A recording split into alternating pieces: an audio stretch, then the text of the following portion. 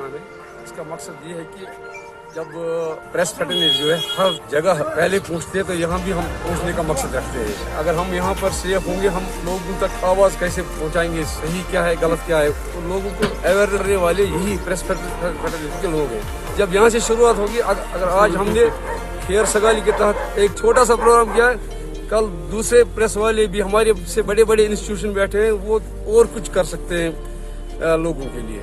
तो ये हमारी जो है खैर सगाली प्रोग्राम के तहत हमने शुरू किया है। इंशाल्लाह जारी रहेगा। जो भी हम कर सकते हैं लोगों के लिए और अपने सहाफ़ी बरादरी के लोगों के लिए हम तैयार हैं।